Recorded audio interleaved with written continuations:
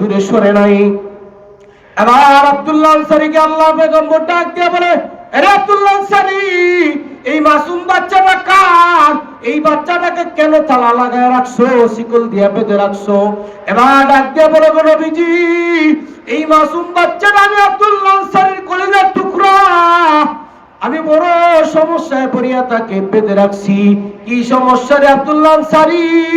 এবার ডাক দিয়ে বলতেছে, গো নবীজি, আমার বাড়ির পাশের বাড়িটা একজন ইহুদির বাড়ি, ইহুদি বড় ধনী, তার বাড়িতে খেজুর গাছ আছে, ওই তার বাড়িতে খেজুর গুলো পাইকা পাইকা নিচে পড়ে, আমার বাড়ির উঠানে পড়ে, সে পারে না, আমার মাসুম বাচ্চা দয়া তার খেজুর গুলো খাইতে চায়, ধরতে চায়, কিন্তু কালকে আমার বাচ্চা যদি এই কারণ না বলিয়া, তার কাছে না বলিয়া, তার অনুমতি ছাড়া যদি একটা খেজুর খায়, আর কালকে আমাদের ময়দানে যদি আমার আল্লাহ আমাকে ডাক দিয়ে জিজ্ঞাসা করে, আরে আব্দুল্লাহ আনসারী, তোর মেয়ে কেন খানা খাইলো, তোর মেয়ে কেন আরেকজনের খেজুর খাইলো, আমি কি জবাব দিব?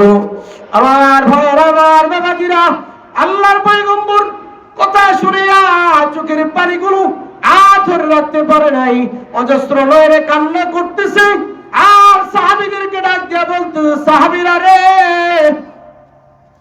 আর আব্দুল্লাহ আনসারী এত গরিব, এর মতো মনে হয় আর কোন গরিব নাই।